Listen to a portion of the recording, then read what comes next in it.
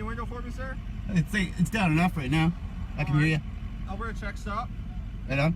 Have you had any alcohol to drink tonight? Respectfully, I refuse to answer any questions. Am I being detained or am I free to go?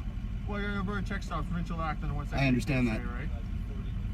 I understand. Okay. So have you had any alcohol to drink tonight? I respectfully decline to answer any questions. Okay. Am I being detained or am I free to go? Well, you're detained under the Provincial Traffic Act right now. I'm being detained? Under 160 of the Traffic Act. So you suspect something?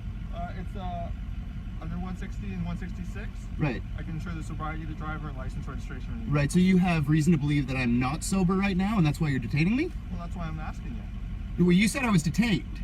Saying you're under 166 under the Provincial Traffic Act. Right. So I can detain the driver. You can detain me. Are you detaining me? How about that? Pull over, sir, I'll talk to you about it. So you are detaining me right now? Under the Provincial Traffic Act, yes. Okay, so you're detaining me, what reason?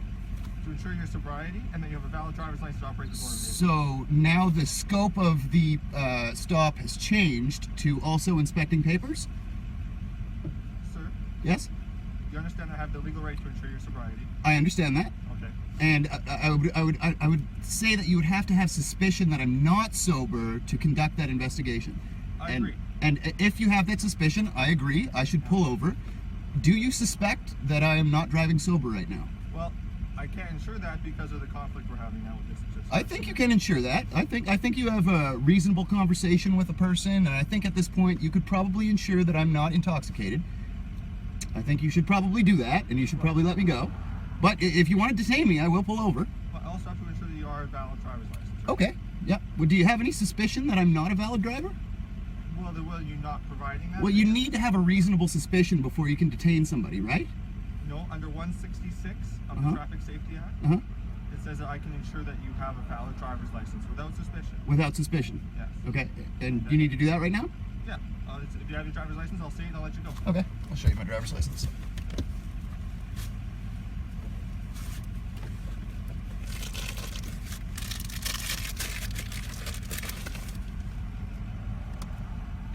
That's my driver's license. Okay. Thank you, sir. I appreciate your cooperation. Thanks. You too. Have a good night. Drive safe and have a great night.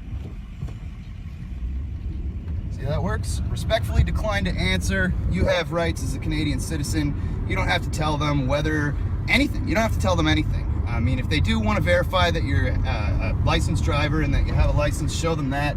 Otherwise, you might end up with your property stolen from you. Thanks for watching.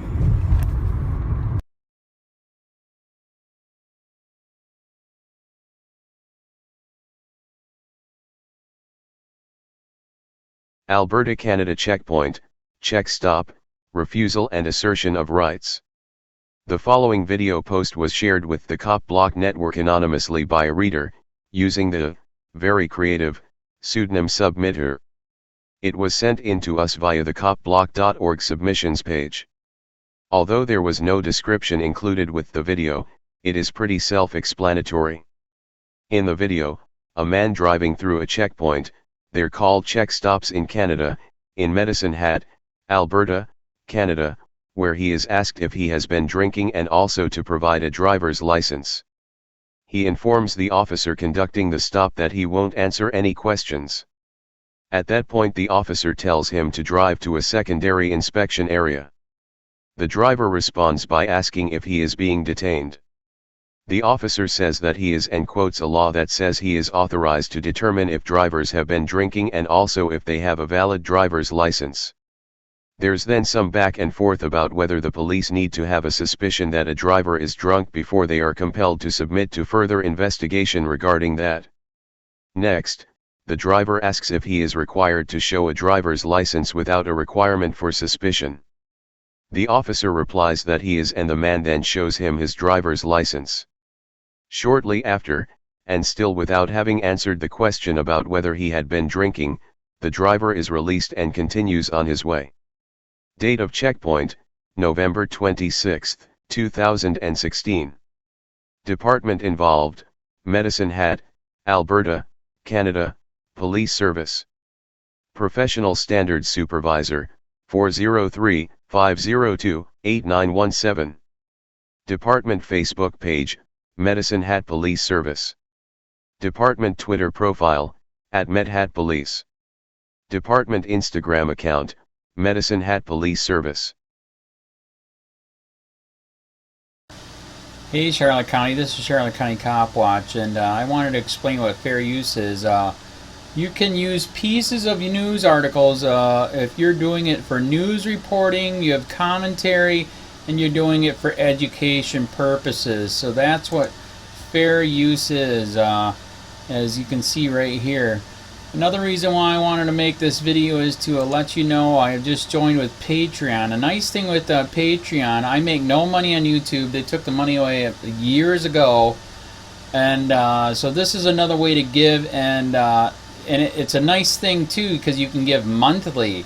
You can give $1, $5, $10, whatever. I do 4 to 5 hours a day on trying to wake the sheeple up on how corrupt it is and different ways that you can fight the corruption. So Patreon is a way that you can do it, and then of course the old way is still there. Donate to Charlotte County Cop Watch with PayPal or credit card.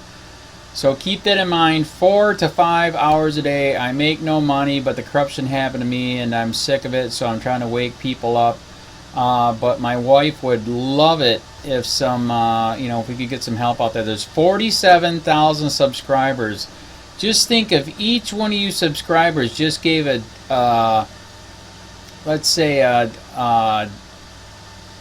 actually yes, $1 a month. 47,000 subscribers gave $1 a month. That would be awesome. That's not going to happen. But anyways, that would be great if it did happen. But do the math in your head. Just think about it. Like I said, 4 to 5 hours a day. I get no money from YouTube. YouTube has gone nuts. You can't do anything anymore. They're taking the money away everywhere. So these are a couple different ways that you can still help out with all this time that I put in. And as you know, I'm in a special situation where, at least I can do it. 4 to 5 hours a day. We have a cleaning company during the day. That's what allows me to do this, and we're debt free. So this is my hobby. I don't go fishing and all that other crap. I try to save the world.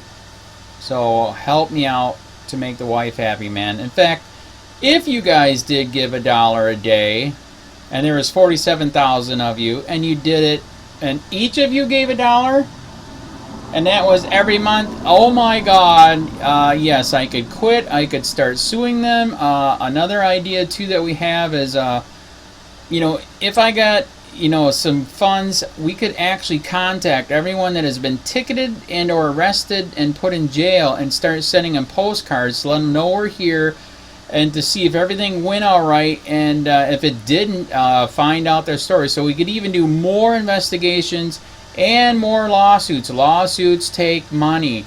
So just think about that.